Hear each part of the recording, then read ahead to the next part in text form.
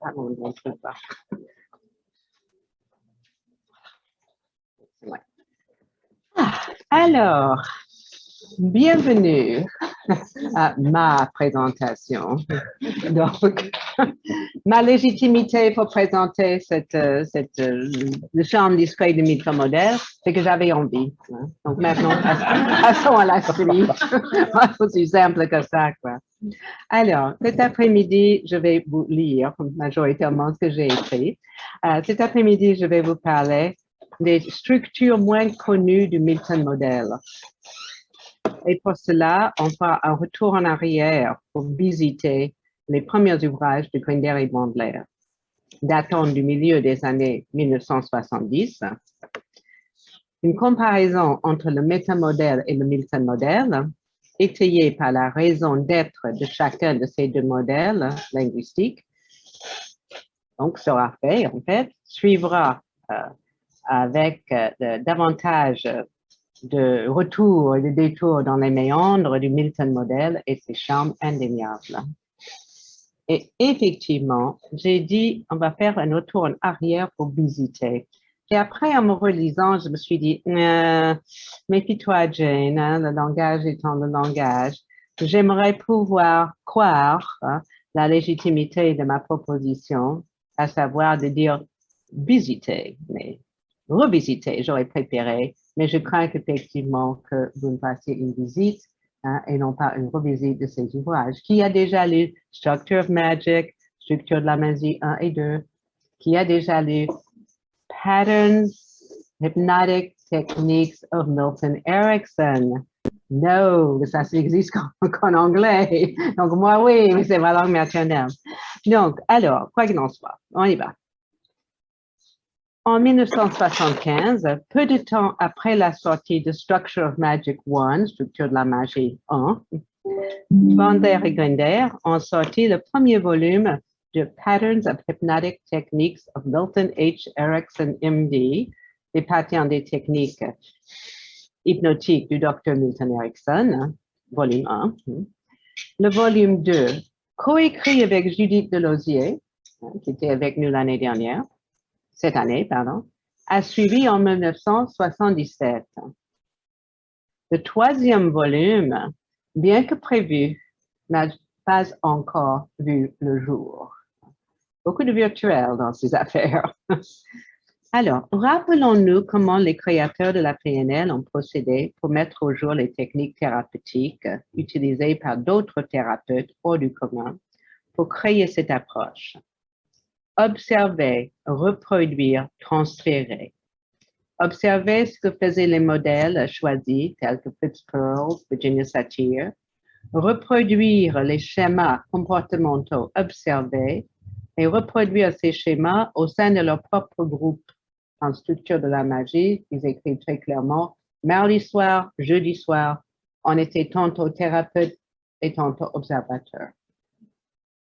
Donc, reproduire les schémas comportementaux observés au sein de leur propre groupe de thérapie respectif, transférer ces schémas techniques à leurs élèves, leur Wunderkind, n'est-ce pas, chargés de les reproduire à leur tour afin de tester l'efficacité du modèle initialement mis au jour. Observer, observer, observer, observer, observer. Hein. Ensuite, décoder, encoder, reproduire, transférer, tester. Et observer, observer, observer encore. Voilà comment, dans Pattern 1, ils disent, nos de la Scala, disent avoir procédé pour modéliser le travail du maître. Et là, grâce à Marie-Christine ce matin, vous entendrez facilement, n'est-ce pas, les présupposés. C'est bourré de présupposés ce qu'il raconte. Et ça, c'est extrêmement intéressant par rapport au positionnement de chacun, etc. Également, grâce à Zeda, voilà, heureusement, vous entendrez également les patterns de verbes moteurs. Si vous avez déjà vu Bandler et Grinder en action dans le réel, si vous avez déjà vu en vidéo, hein, vous savez, vous voyez très bien que c'est pas le même, c'est très différent. C'est pas du tout la même personne, c'est pas la même façon de vivre. Alors, donc, voilà ce qu'ils disent, quoi qu'il en soit. Les travaux de Milton Erickson sur l'hypnose portent sur l'un de ces aspects du comportement humain complexe. Sa capacité à induire, à utiliser l'hypnose est extrêmement efficace. Malheureusement, peu de personnes ont été capables d'apprendre cette compétence. La capacité des auteurs à comprendre et à respecter les modèles de compétences d'Erickson nous a permis d'apprendre et d'utiliser ces modèles. Conscient des compétences particulières dont nous disposons pour créer ces représentations, des représentations formelles de comportement humain complexe, il a mis à notre disposition ses écrits et ses bandes vidéo et audio, dans l'espoir que le modèle formel de son travail, l'objet de cet ouvrage, à savoir Pattern, puisse permettre à un plus grand nombre d'entre nous de partager ses compétences et ainsi de susciter un plus grand intérêt pour la recherche et l'utilisation clinique de l'hypnose. Ça vaut le coup de décortiquer ça en termes de narcissisme. Histoire. La stratégie que nous avons employée est de prendre les techniques d'Erickson séparément, une à une, pour les déconstruire. Par exemple, sa technique de saupoudrage comporte une série d'utilisations particulières du langage. Lorsque ces composantes qui comprennent l'utilisation de la présupposition, des commandes imbriquées et des fragments de phrases sont combinés d'une manière particulière en se servant effectivement d'un tempo spécifique et d'une intonation de voix un peu surprenante, quoi. Il en résulte un modèle plus large appelé saupoudrage. Toujours Bandler et Grinder qui parlent. Notre stratégie pour vous transmettre ces éléments et ce savoir, transmettre ce travail, comporte 3 étapes. Premièrement, identifier ces schémas dans le contexte du travail d'Erickson. Deuxièmement, vous familiariser avec chaque modèle, sa forme et son utilisation. Enfin, nous vous proposons des formalisations qui vous permettront de construire et d'utiliser ces modèles dans votre propre travail. Pour cela, nous avons passé en revue 3 catégories de techniques d'accès à l'hémisphère non dominant chez l'homme dans le contexte de l'hypnotisme. Les 2 premières catégories, la visualisation et l'accès mélodique, sont bien étayées par les travaux et les recherches d'Erickson, nos propres travaux en hypnose et les recherches neurologiques. La 3e catégorie de techniques d'accès implique des moyens de communication linguistique avec l'hémisphère non dominant. Et voilà la définition même du Milton Model. Des moyens de communication linguistique avec l'hémisphère non dominant. Je vais me permettre simplement de souligner, je l'avais enlevé, je vais le mettre verbalement, les moyens de communication linguistique avec l'hémisphère non dominant. C'est un bijou, cette phrase. C'est un exemple magistral de l'ambiguïté. Car s'agit-il des moyens linguistiques de communication? S'agit-il des moyens que possède l'hémisphère non dominant? Est-ce qu'il s'agit des moyens de communication linguistique qui sont utilisés pour communiquer avec l'hémisphère non dominant ou dont se sert l'hémisphère non dominant pour communiquer? Voyez? Splendide exemple d'ambiguïté. Donc, je vous dis simplement, oh là là là là là là là là, les mouches vont raser les murs. Non, non, non, non, non, on n'est pas là pour ça. Bon, alors, imaginons que le Milton modèle facilite la communication avec l'hémisphère non dominant et que le métamodèle avec l'hémisphère dominant. Il n'est pas surprenant de constater que les catégories du métamodèle sont reprises, en fait, pour expliquer le Milton modèle et les structures qui le composent. Dans leurs premiers ouvrages, Bandler et Grinder insistent sur la notion de recherche transdérivationnelle.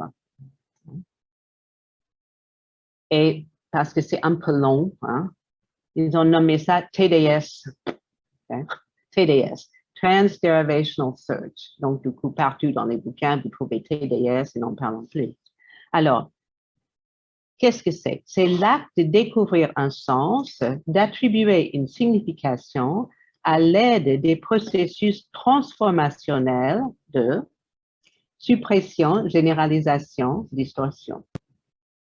Ces processus se produisent entre la représentation linguistique complète, la structure profonde, et la structure de surface, c'est-à-dire entre la première mise en mots de l'expérience initiale, initialement vécue, hein, le niveau sensoriel traduit en mots, ce qui aurait été à l'issue de ces transformations, ça c'est structure de surface, effectivement l'énoncé, l'écrit, l'entendu, voire le perçu.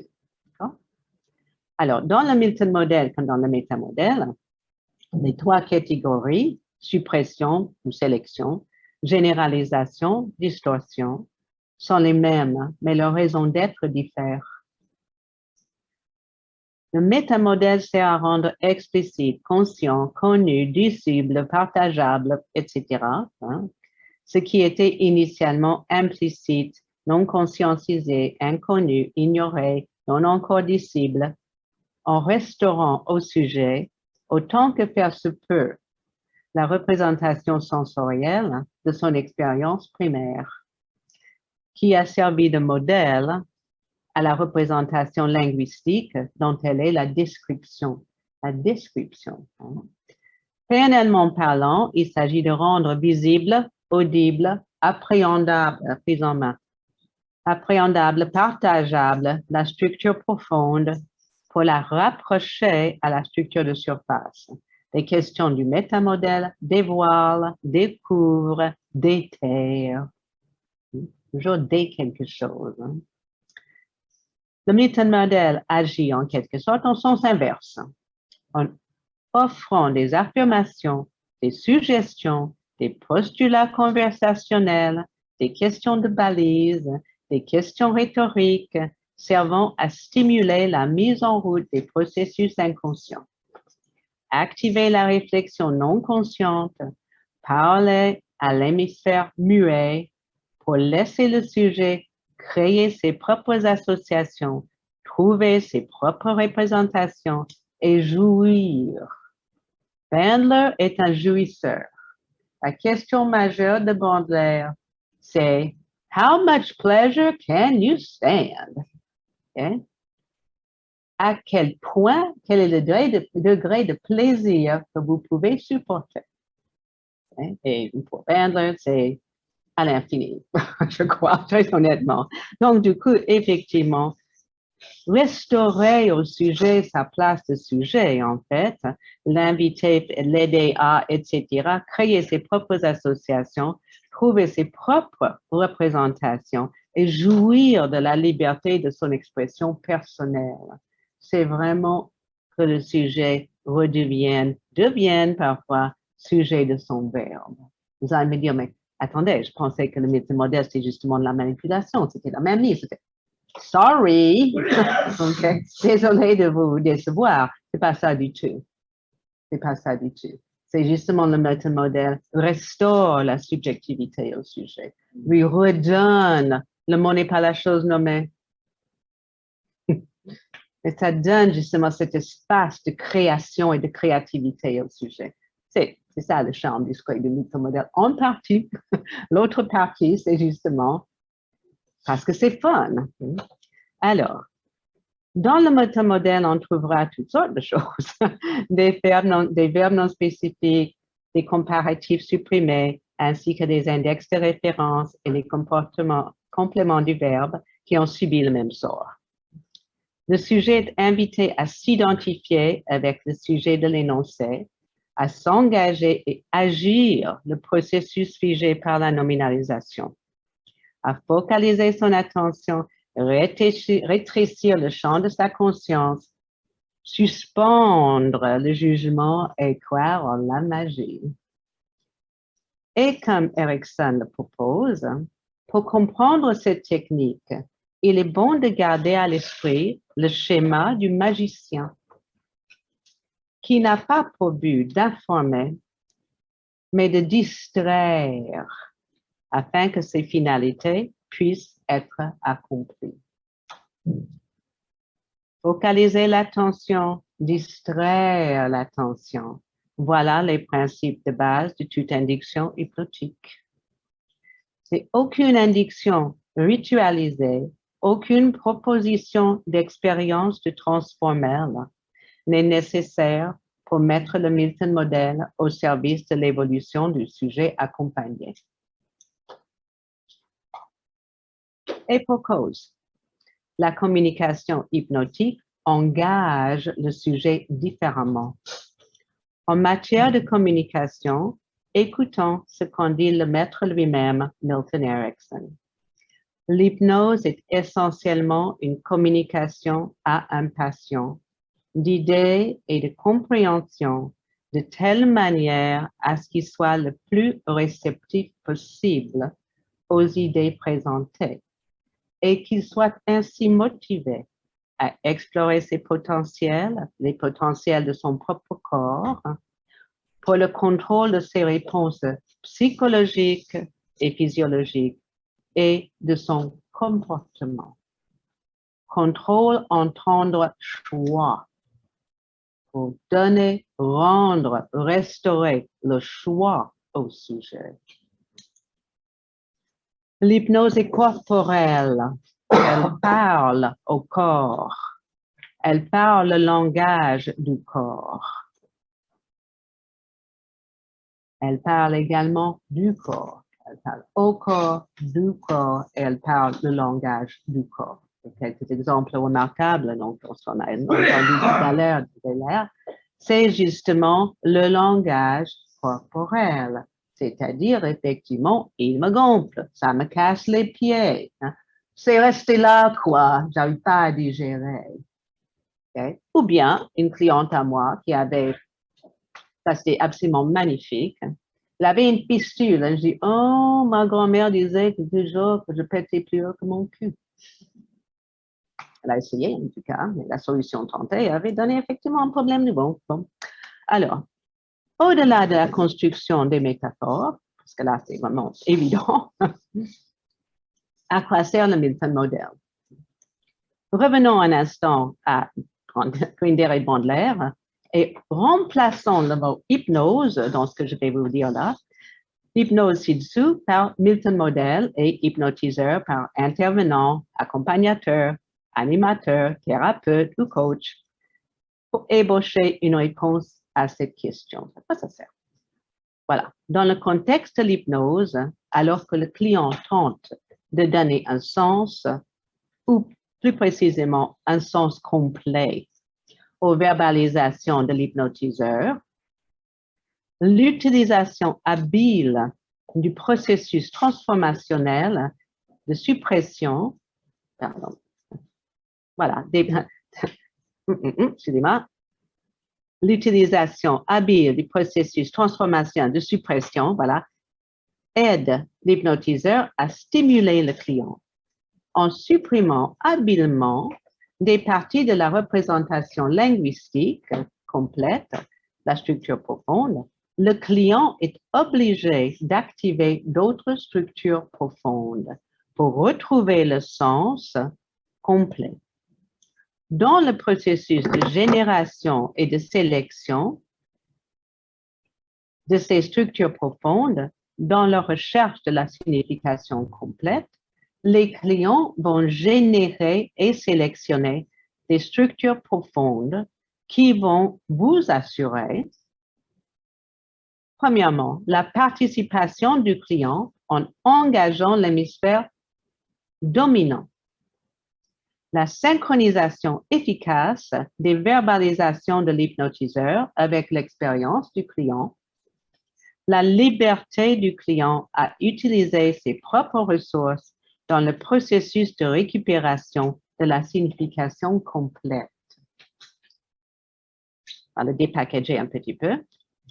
En vous servant du Milton Model, cela vous permet, ils disent, de vous assurer, en tout cas d'encourager le sujet, à vous assurer, vous encourager, quoi qu'il en soit, que votre client participe, il s'engage librement et il s'engage pleinement, et au travers de quoi? Par la fascination, grâce à votre langage, puisque ça parle, et ça parle où?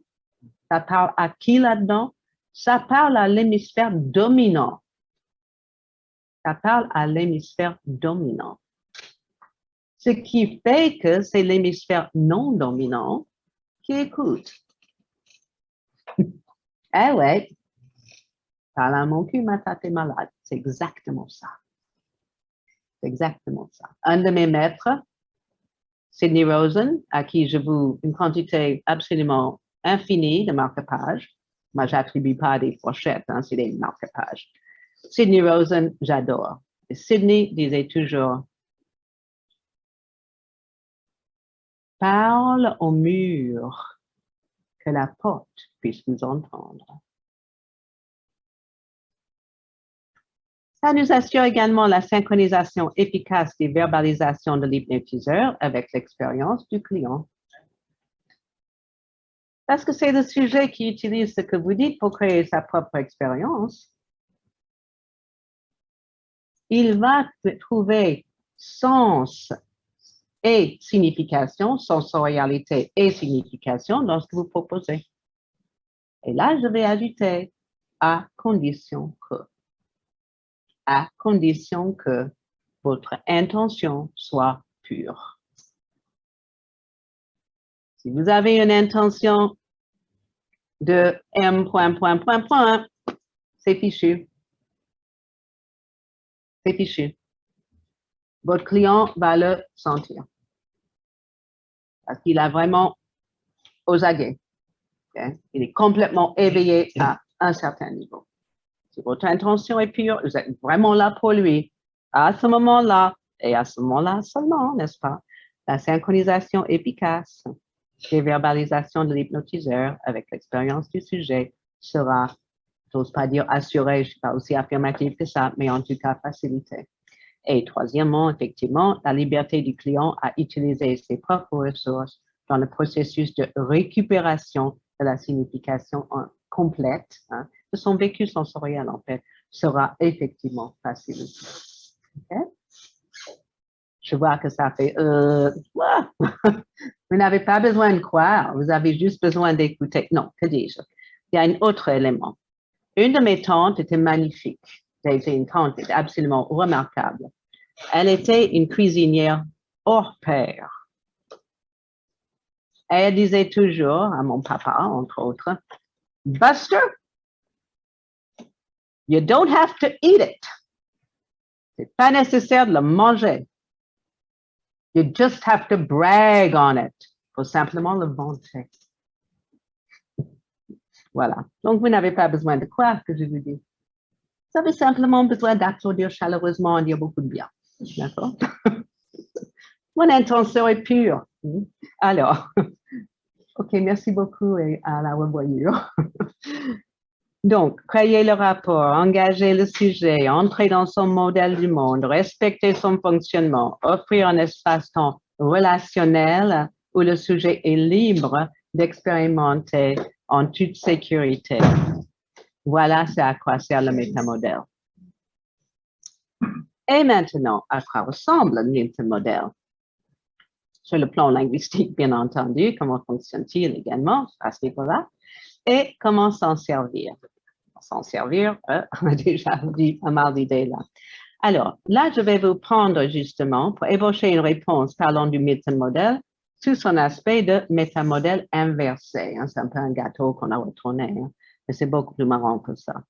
Donc, en reprenant les trois catégories, suppression ou sélection, omission, toujours un peu délicat ça, généralisation, distorsion, avec les exemples, bien sûr, de chaque catégorie. Donc, on est suppression.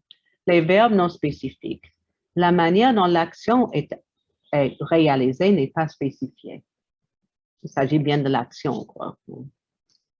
Vous expérimentez ce que vous expérimentez. Votre expérience se développe, s'organise, se coordonne. C'est ça. C'est ça, c'est ratifié.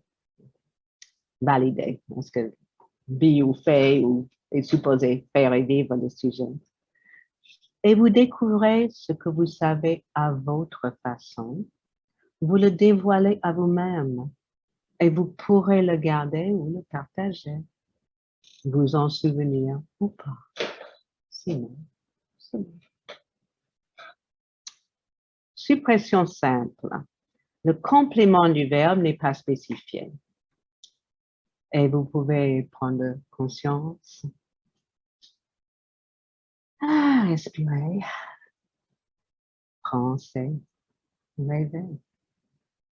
Ou toute autre chose. Et vous êtes là.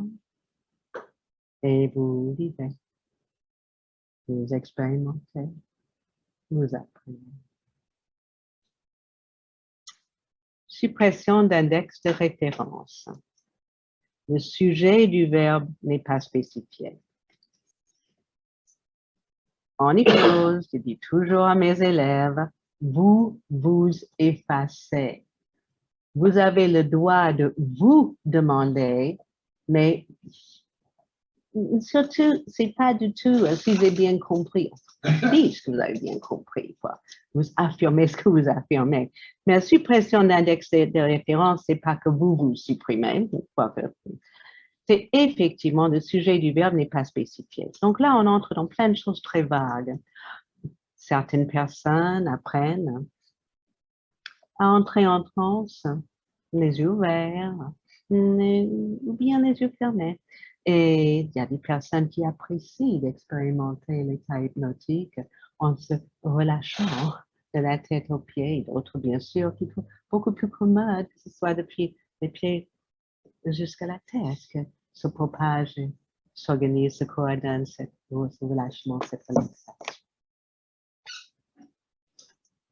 On ne peut pas savoir à l'avance, n'est-ce pas? Ça va se passer. Mais on peut s'attendre à ce qu'il se passe quelque chose. Même si prévoir serait sans doute un peu prétentieux. Peut-être.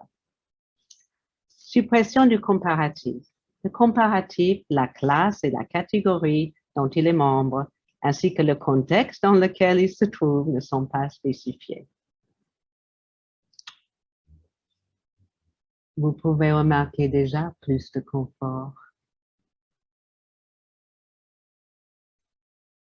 Et trouver le moyen pour être encore plus confortable, davantage à votre aise.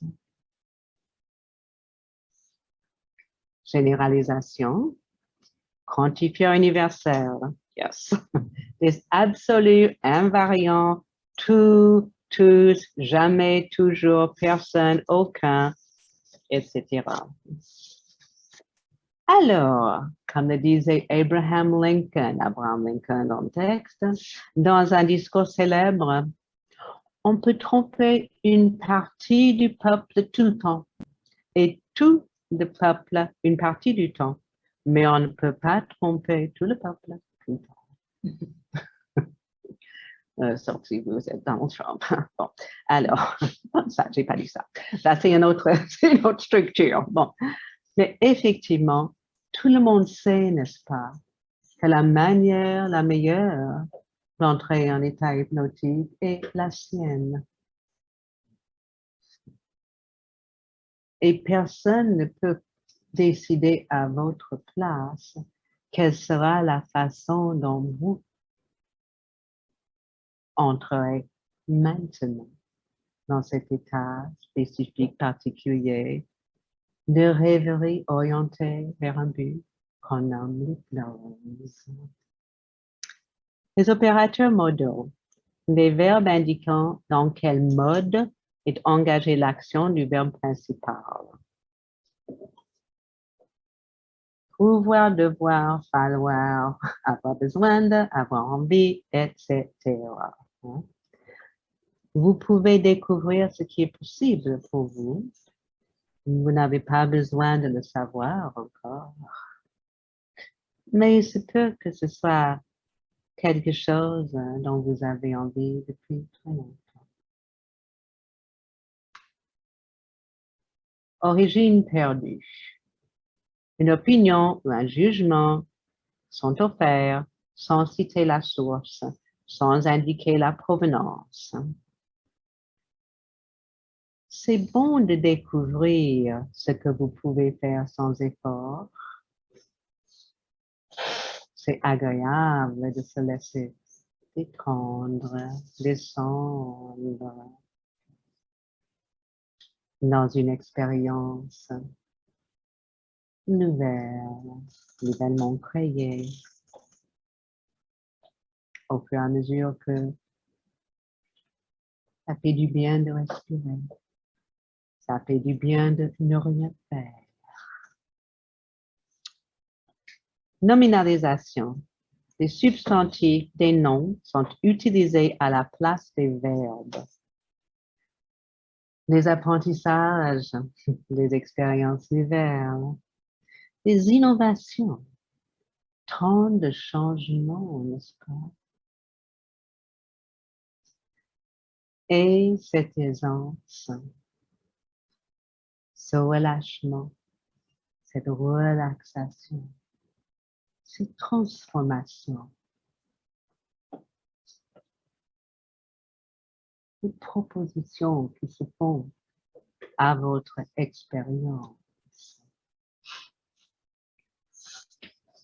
Distorsion, lecture de pensée, l'opérateur, c'est le mot, un des mots officiels de l'hypnotiseur, l'opérateur prétend connaître les processus intérieurs du sujet. Et en prenant conscience de cette envie de bouger, de vous étirer pour vous réorienter maintenant, revenons à l'état de veille. Et vous remarquez comment vous vous réorientez à l'état de veille maintenant, n'est-ce pas? Cause à effet, la production, l'arrivée d'un événement, cause, engendre, crée, déclenche, etc., etc., fait produire un autre. La production, donc, de tout ça, fait que, en fait, dans le Milton Model, on s'intéresse à trois sortes de liens de causalité, de cause à effet, et en nommant le phénomène modelage causal.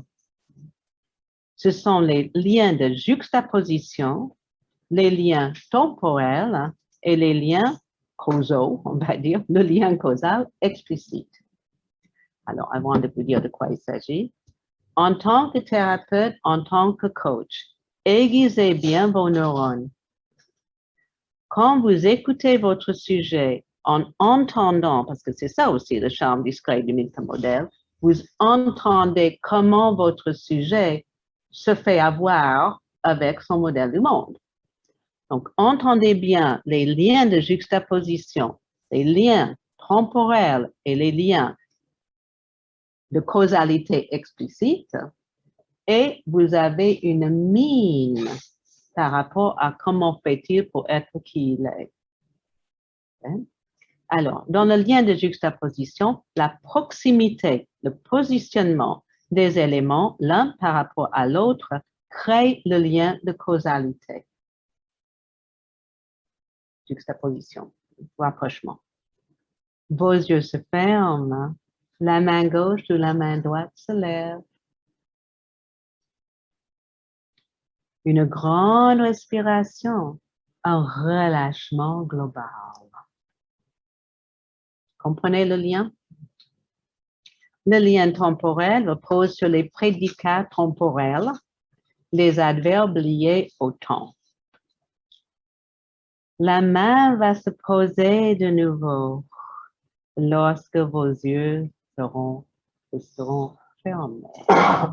D'accord? Avant que tes yeux ne se ferment, la main va se baisser, n'est-ce pas? Ou le contraire, bien sûr. Hein? Et il y a plein de jeux avec ça. Hein? C'est-à-dire, est-ce que tes yeux vont se fermer avant ou après que cette grande respiration trouve sa conclusion? Ou est-ce que cette grande respiration se terminera par un relâchement pendant que tes yeux montrent ces petits flottements, ces petits battements de paupières que nous savons tous, n'est-ce pas, indiquent qu'il se passe quelque chose. Ça, c'est une lecture de pensée en même temps. C'est vrai, c'est vraiment vrai.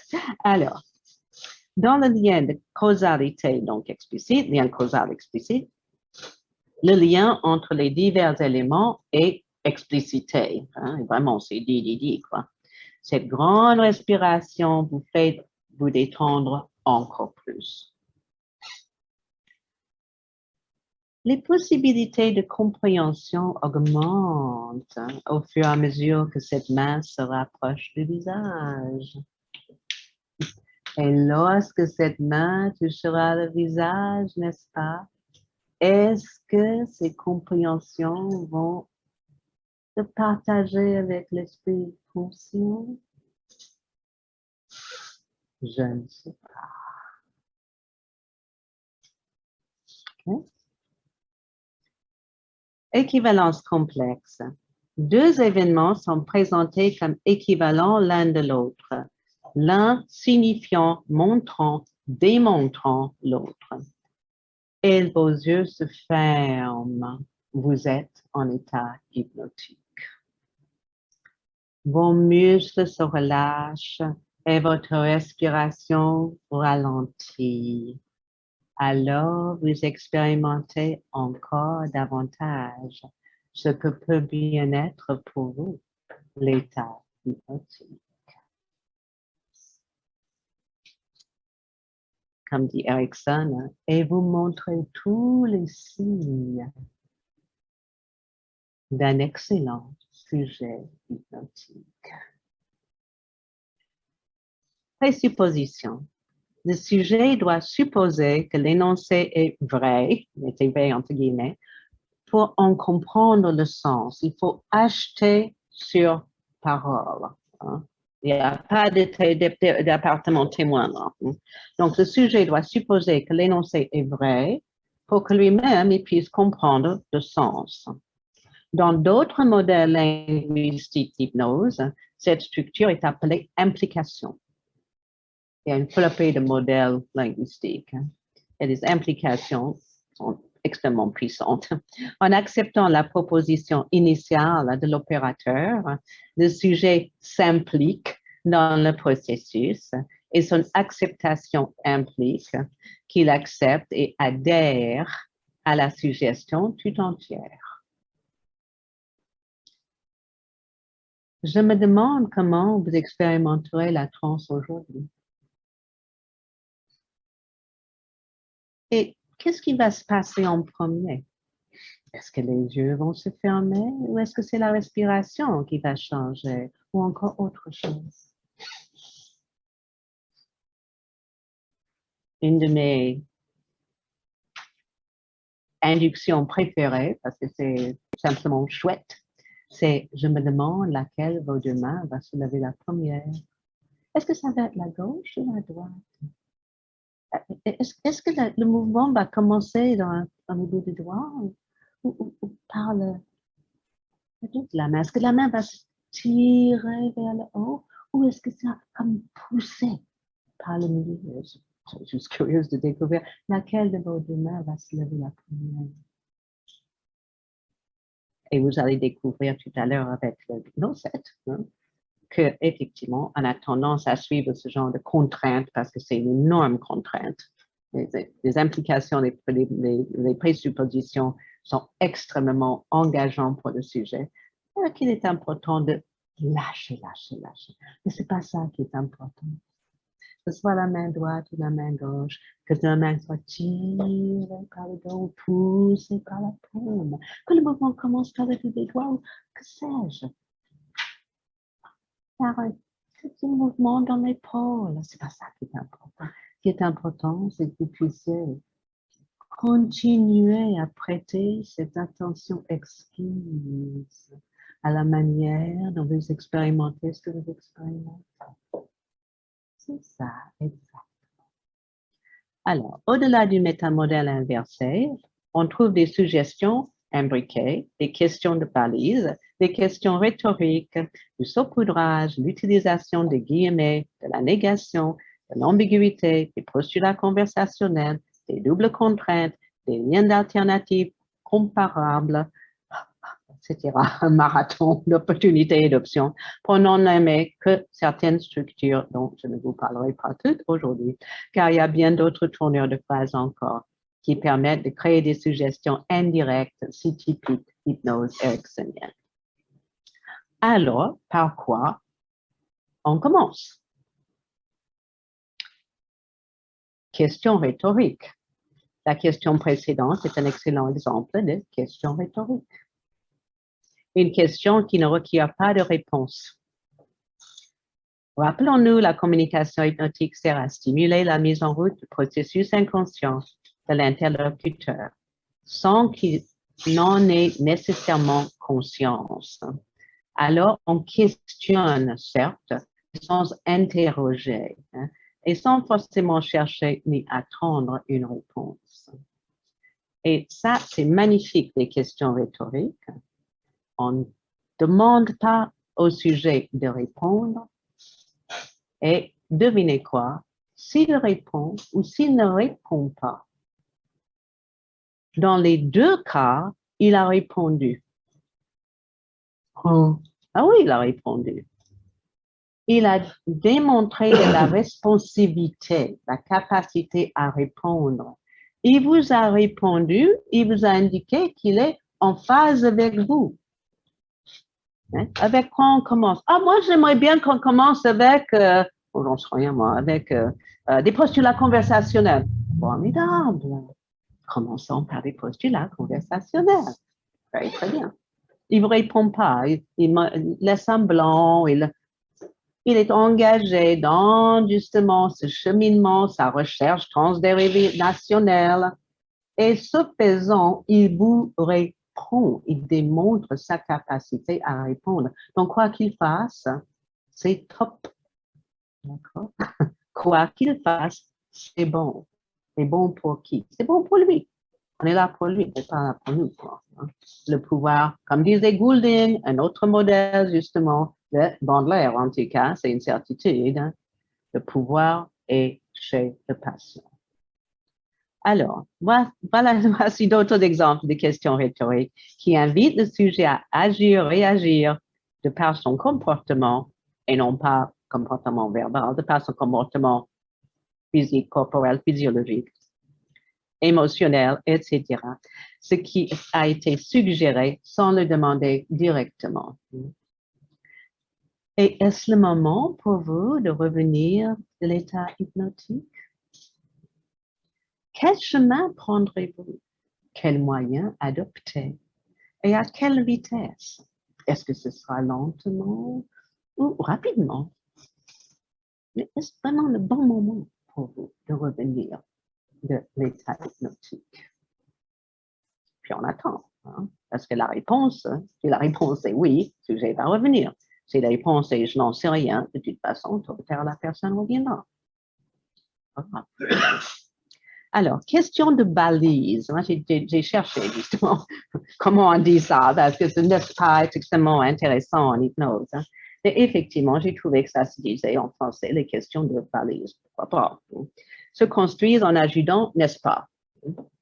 Et c'est fort dommage, à mon avis, en tant qu'anglophone, c'est fort dommage, n'est-ce pas, que cette belle langue que j'adore et que je respecte beaucoup ne dispose pas d'autres moyens de construction plus variés comme en anglais.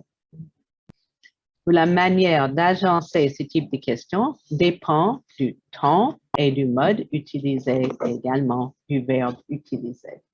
J'ai enseigné l'anglais pendant une dizaine d'années et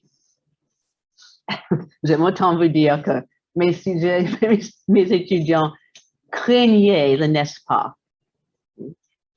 Parce qu'il faut vraiment réfléchir à ce qu'on vient de dire pour construire le n'est-ce pas. Vous n'allez pas porter ça, n'est-ce pas? You're not going to wear that, are you? You're wearing that, are you? C'est cassé, n'est-ce pas? Sauf en anglais, vous pouvez mettre en relief ce qui vous semble le plus pertinent pour justement démontrer à votre belle-mère ou votre mari, à votre, etc., votre belle-fille, enfin, si vous osez se marrer dans ce sens-là, quoi, que vous trouvez que quand même son style est un peu moins que, voilà, performant. Voilà. Alors, donc du coup, effectivement, voilà, voici quelques exemples rhétoriques, je viens de vous les donner, donc c'est parfait, pardon, c'était pas au bon endroit. Alors, donc, en français, pour montrer notre étonnement, voire notre désapprobation hein, quant à la manière de se tenir, s'habiller, peu importe, hein, effectivement, on va effectivement dire quelque chose comme vous n'allez pas mettre ça, n'est-ce pas? You're not wearing that, are you? Hein? You wouldn't wear it. You wouldn't want to wear that, would you? Would you want to wear that? Hein? You'd want to wear that, wouldn't you? Voilà, ça c'est vraiment la reine. You wouldn't want to wear that. I would want to wear that, wouldn't you? OK. Alors, l'utilisation de la négation. Hein. L'hypnotiste, en tant qu'hypnotiste, on nous dit qu'il est sage d'éviter les suggestions négatives, car dans la mesure où l'inconscient ignorerait le temps et la négation, le sujet ne retiendrait que le sens littéral du discours. L'invitation à réaliser l'acte dont on lui défend. Soit. Ce n'est pas pour autant que l'on ne formule jamais de suggestions contenant une négation. On s'en sert tantôt, hein, lorsqu'on s'en sert, c'est tantôt pour induire de la confusion, comme semble le désirer l'État français, en nous sommant de nous tenir au courant de nos obligations citoyennes. Nul n'est censé ignorer la loi. Je trouve ça hallucinant, mais bon. La double négation, c'est pas mal. Hein? Et un autre exemple plus hypnotique. Hein? Vous n'avez pas besoin d'ignorer ce que vous ne pouvez pas savoir. Hein? Rappelez-vous toutefois d'oublier tout ce dont vous n'avez pas besoin de vous souvenir. C'est pas mal comme confusion. L'utilisation de la négation peut servir à dédouaner le sujet, comme je vous ai dit tout à l'heure, à relâcher la pression qu'il peut ressentir face à une demande par rapport à ce qu'on semble attendre de lui. Voici un exemple d'un no set, hein, une série de noms, une séquence de noms. Hein. Vous n'avez pas besoin de penser à quoi que ce soit de particulier. Vous pouvez laisser venir tout ce qui se propose à votre esprit. Vous n'avez pas besoin de ressentir quoi que ce soit de prédéterminé. Vous vivez ce que vous vivez, quoi qu'il en soit. Vous n'avez pas besoin de chercher un positionnement spécifique dans le fauteuil. Votre corps saura, lui, à sa façon, trouver la meilleure manière de vous placer à l'instant pour que vous soyez pleinement à votre place, n'est-ce pas? Et sans oublier la nature paradoxale, parce que c'est là, hein, la nature paradoxale de l'hypnose, illustrée par les suggestions négatives, qui pourraient se résumer par prêcher le faux pour obtenir le vrai, ou d'une certaine manière, allez voir ailleurs si j'y suis. Dans ce cas, la négation est utilisée pour encourager le contraire de ce qui est suggéré, ce qui est très intéressant avec des enfants de 2 ans, des ados et quelques personnes qui ont oublié qu'ils avaient plus besoin de dire non pour se distinguer, se différencier ou tout simplement survivre. Une injonction classique offerte sans doute par Erikson à plusieurs de ses 8 enfants. Ça fait du monde, hein? Ne mangez surtout pas ces petits pois. Vous pouvez commencer par prendre un morceau de steak, poursuivre avec la purée de pommes de terre, mais ne mangez surtout pas ces petits pois. Alors, l'utilisation des guillemets. Moi, j'ai mes petits préférés. Voilà, j'aime beaucoup les guillemets parce que ça peut être assez décapant, à vrai dire. L'utilisation des guillemets. L'utilisation des guillemets sert à passer un message de façon indirecte en donnant une suggestion directe de façon déguisée. Le contenu du message importe peu. On peut chercher à interpeller, apostropher, rassurer, etc. Une variété de façons. On sert de ce type de communication pour dire à notre interlocuteur ce qu'on souhaite lui signifier sans le lui dire vraiment, puisque après tout, nous, on n'a rien dit. On dit juste que quelqu'un pourrait penser, croire, en citant ses paroles. C'est un des exemples. Devant le collège, il y avait plein de jeunes là qui étaient là en attendant leurs parents. Et je les entendais parler. En fait, il y a l'un d'eux, c'était les résultats de brevet en fait, qui étaient là sur les panneaux là. Et j'entendais l'un d'eux qui disait relax maman, ça ira. Ou bien, non, j'ai écouté la radio ce matin, une émission avec un kiné qui disait c'est important de prendre soin de soi.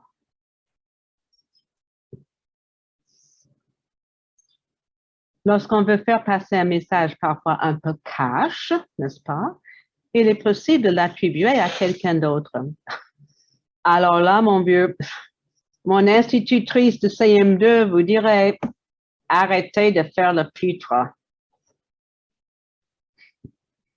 Ou bien, OK, mec, si j'étais un membre de l'équipe de marketing de Nike, je vous dirais, just do it. Okay? Suggestions imbriquées. Comme son nom l'indique, ce sont des suggestions incrustées dans la phrase. L'ambiguïté phonologique joue un rôle ici, bien entendu. En français, les verbes du premier groupe, ceux qui se terminent en ER, où l'infinitif et l'impératif se prononcent de la même façon, cette construction est facile. Et je vais faire du saupoudrage pour que vous puissiez entendre ce dont je vous parle là. Voilà. Alors, vous pouvez entrer encore davantage dans cet état agréable que vous expérimentez une nouvelle fois pour vous laisser maintenant imaginer autrement, envisager différemment ce qui peut se réaliser, se faire. Ce sont des ER, à part le vous expérimenter. Des questions imbriquées existent aussi. Est-ce que vous allez entrer en état hypnotique avant ou après que les se faire? Il est possible de formuler des injonctions à l'infinitif, ça c'est le français, et tant mieux, avec bon nombre de verbes d'autres groupes. On va facilement remarquer dans le désordre, que quoi? Ah, j'ai fait une erreur dans ma frappe là. Voilà. Faites comme si je n'avais pas dit cette partie-là. Il est possible de former des injonctions à l'infinitif avec bon nombre de verbes d'autres groupes. Et même si cela est possible, on va les retrouver, puisque cela est possible, on va trouver cela très souvent dans une autre structure de métamodèle qu'on appelle le saupoudrage. Et on appelle ça également le marquage analogique, parce que vous allez démarquer analogiquement des morceaux de vos suggestions. Alors, qu'est-ce que c'est? L'utilisation du saupoudrage. Souligner une partie de la communication, la faire sortir du lot, la mettre en exergue, en relief. Vous allez mettre en relief quelques mots que vous souhaitez faire remarquer au sujet sans qu'il remarque qu'on les lui fait remarquer. Parce que s'il remarque, ça n'a pas joué, votre communication n'a pas joué son rôle. C'est-à-dire, effectivement, de suggérer pour que le sujet puisse suborder. Alors, les possibilités de saupoudrage sont bien variées. Je vous présente quelques exemples d'un cas célèbre, Joe, un monsieur en stade de cancer terminal. Erickson était appelé à l'hôpital par la femme de ce monsieur, qui lui a dit, la femme a dit à Erickson, il ne croit pas à l'hypnose, il est très, très fâché parce qu'il estime que lui, en tant que chef d'entreprise, il a toujours fait ce qu'il fallait faire et il est extrêmement déçu que les médecins n'ont pas fait leur boulot. Leur travail est de me soulager. Qu'est-ce que c'est que cette bande de bons pignons? En gros, OK? Moi, je n'ai pas dit ça, c'est Joe qui dit ça. Hein? Bon, alors, quoi qu'il en soit. Donc, du coup, c'est très intéressant puisque voici Erickson qui est appelé par la dame qui lui dit, il ne croit pas en hypnose, ras-le-bol des médecins. Donc, débrouillez-vous avec ça, vraiment, c'est insupportable. Et donc, c'est pour faciliter la gestion de la douleur. Et donc, Joe est ERT, pas EST, hein? Joe est le plan de tomate. Hein? C'est vraiment assez célèbre. Hein? Alors, saupoudrage. On peut marquer une pause avant et après les mots qu'on veut distinguer. Erickson parle. Alors, je voudrais que vous preniez place dans ce fauteuil pendant que je vous parle. Je vais vous dire plein de choses, mais pas à propos de fleurs, car vous savez bien plus sur les fleurs que moi. Ce n'est pas ce que vous voulez. Maintenant, je parle de ce que je peux, pardon, maintenant que je parle et que je peux le faire confortablement. Et je vous souhaite de m'écouter confortablement lorsque je parle d'un plan de tomate. Joe était un jardinier amateur préféré, en fait. Donc, la notion de... Je vais vous dire plein de choses, mais pas à propos de fleurs, car vous savez bien plus sur les fleurs que moi. Position basse. Ce n'est pas ce que vous voulez. Ce n'est pas ce que vous voulez. Reconnaissance de la situation et du souhait, en fait, de la demande également de Joe. Alors, vous pouvez changer de l'intonation. Marquer des pauses, changer de l'intonation. On met une graine de tomate dans la terre. On peut avoir l'espoir pour elle de devenir un plant de tomate qui donnera satisfaction par les fruits qu'elle produira. La graine s'imbibe d'eau sans beaucoup de difficultés, car les pluies apportent la paix, le confort et la joie de grandir en fleurs, en tomates. On peut le faire, le saupoudrage au travers de l'emplacement de la voie. Erickson était handicapé plus. Et il tenait avec la main plus ou moins dans l'autre bras qu'il n'était pas. Et il tant bien que mal, il dirigeait sa voix. La distorsion sensorielle, la distorsion spatio-corporelle, typique de l'hypnose, des phénomènes hypnotiques, fait que le sujet qui écoute avec un minimum de changement de direction dans la provenance de la voix peut vivre cette expérience comme si Erickson s'était placé de l'autre côté de la pièce. C'est absolument saisissant. Dirige légèrement la voix à la personne. J'ai des gens en cabinet qui disent « Vous êtes venu chuchoter dans mon oreille ?» Moi, je ne bouge pas. Hein? Donc, c'est très intéressant cet emplacement. OK, merci. C'est presque fini. Voilà. Cette petite graine, Joe, gonfle lentement. On voit une petite racine avec des cils. Vous ne savez peut-être pas ce que sont les cils, mais ce sont des choses qui fonctionnent bien pour aider la graine de tomate à pousser, à sortir du sol comme une plante qui germe.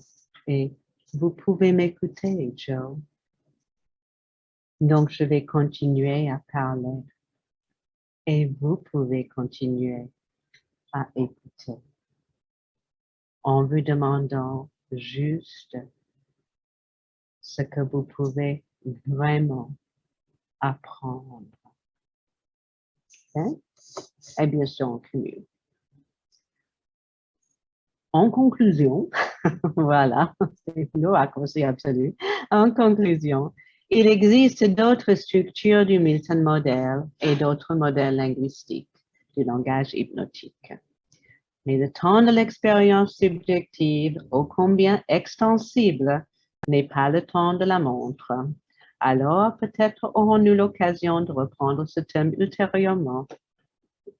En tout cas, en conclusion, comme je l'ai déjà dit, le Milton Model sert à créer le rapport, engager le sujet, entrer dans son modèle du monde, respecter son fonctionnement, offrir un espace-temps relationnel où le sujet est libre d'expérimenter et de s'exprimer en toute sécurité. Ce modèle sert aussi à ce que le sujet puisse se proposer ce à quoi il n'avait pas encore réfléchi, ce qui ne s'était pas encore représenté, grâce à la rencontre, non pas parce que l'intervenant sait mieux que lui, loin s'en faut, mais parce que l'intervenant est autre, se positionnant comme différent, unique, singulier, et parce que depuis cette position unique d'unicité, d'intégrité, il invite le sujet à se différencier, à explorer sa particularité, sa singularité et à redevenir ou à devenir sujet de son verbe, à parler à sa propre place, à s'exprimer depuis sa juste place, sa place juste, pour accéder à voir reconquérir son autonomie. Merci.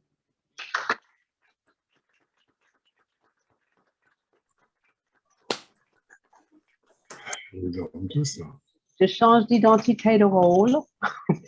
Voilà. Hop, changement de casquette. Donc, merci beaucoup de votre participation. Nous aurons l'occasion, j'espère, et je compte sur vous, de poursuivre ces échanges l'année prochaine. Je ne sais pas si c'est même heure. Voilà. Mais quoi qu'il en soit, notre intention au collège, c'est de décider, je vais tricher, de décider que l'année prochaine, nous allons travailler sur le langage.